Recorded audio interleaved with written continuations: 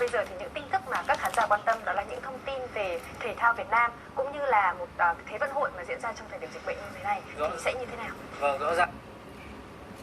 The Olympic is about to start tomorrow, and for sure the audience is now waiting for the news on Vietnamese sports and how the Olympic is going during this epidemic period. Ra là như vậy khi mà những thông tin về những ảnh hưởng của dịch bệnh được cập nhật từng giờ ở Nhật Bản vào lúc này. Và cho tới lúc này thì Olympic Tokyo vẫn đang diễn ra theo đúng kế hoạch của ban tổ chức, thưa quý vị. Một số môn thi đấu như bóng mềm, bóng chày và bóng đá đã bắt đầu tranh tài từ ngày hôm qua và sáng nay thì các môn thi đấu vẫn tiếp tục trong những cánh cửa đóng kín. Yeah, it's true. And the news on the epidemic in Japan is still kept updated constantly. And now the Tokyo Olympic is still taking place as scheduled, ladies and gentlemen. And the competitions of some sports like softball, baseball, and football were started yesterday and now are still being continued in closed space this morning. Các vận động viên cũng đang làm quen với điều kiện thi đấu tại Nhật Bản và sẵn sàng cho những màn tranh tài. Và hoạt động đầu tiên mỗi ngày khi các vận động viên thức dậy bây giờ sẽ là việc quen thuộc, test Covid-19. Now athletes all got to adapt to the condition in Japan now, and they're all ready for the competitions. And the very first thing they have to do every morning is to have the COVID test done. Các thành viên của đoàn thể thao Việt Nam lúc này đã hoàn tất việc lấy mẫu xét nghiệm Covid-19 trong buổi sáng ngày hôm nay và kết quả đều là âm tính. Những ngày qua, các vận động viên đã tập luyện và làm quen với nhà thi đấu cũng như đề cao việc phòng chống dịch bệnh. Không chỉ tranh thủ tập luyện ở nhà thi đấu, các vận động viên cũng tranh thủ tập thêm ở khuôn viên của làng Olympic để có cảm giác tốt nhất. And the members of Vietnam team have now done their procedures for this morning, and all tested negative. And they've been practicing and got acquainted to gymnasiums, and always put infection prevention first. And their practice also takes place in the campus of Olympic Village for the best emotional preparation. Và ngày mai thì các cung thủ là Nguyễn Hoàng Phi Vũ và Đỗ Thị Ánh Nguyệt sẽ bước vào tranh tài ở các nội dung đơn nam và đơn nữ của môn bắn cung. Hiện tại công tác phòng dịch vẫn đang được ban tổ chức đặt lên hàng đầu. Vẫn có những ca nhiễm Covid-19 trong làng vận động viên. Tuy nhiên với quy trình hiện tại, ban tổ chức hy vọng rằng bong bóng an toàn sẽ không bị phá vỡ và các cuộc tranh tài có thể diễn ra theo đúng kế hoạch trong những ngày sắp tới khi mà Thế vận hội chính thức bắt đầu. And tomorrow the archers named Nguyễn Hoàng Phi Vũ and Đỗ Thị Ánh Nguyệt are starting their men's single and women's single competitions for archery. And the epidemic prevention procedure has always been prioritized. And even though COVID positive cases were still found among the competitors, it is still hoped that the safety bubble won't be broken and the matches will take place as scheduled when the Olympic officially starts. Nếu nói về việc vượt khó của các vận động viên thể thao Việt Nam thì luôn là những người làm điều này tốt nhất, thích nghi với những khó khăn để duy trì việc tập luyện và thi đấu. Trước đây nếu chúng ta nói về việc chuẩn bị cho Olympic, chúng ta sẽ nói về những chuyến tập huấn nước ngoài để nâng cao trình độ. Còn bây giờ là một câu chuyện hoàn toàn khác. When it comes to overcoming difficulties, our Vietnamese athletes are always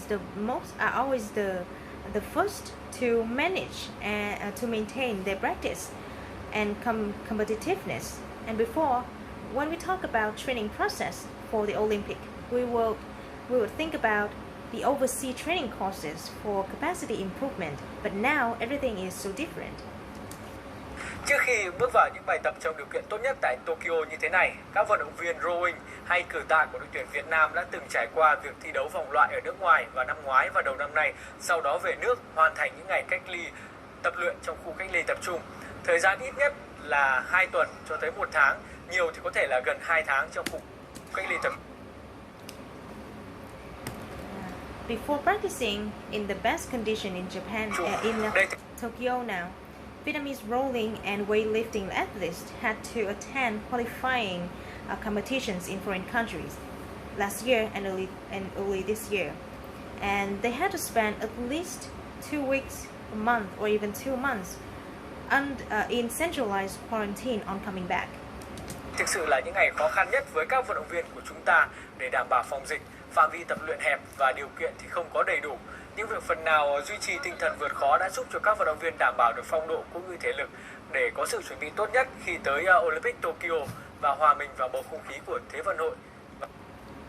And those were the most challenging days for them to not only ensure epidemic prevention but also to practice in insufficient condition and space. But their will did help them to maintain their physical strength for the Olympic. Và chuẩn bị cho những cuộc tranh tài. Sẽ có hơn 300 bộ huy chương được trao tại Thế vận hội lần này, nhưng với chúng tôi thì hơn 11.000 vận động viên có mặt tại Tokyo đều xứng đáng là những người chiến thắng.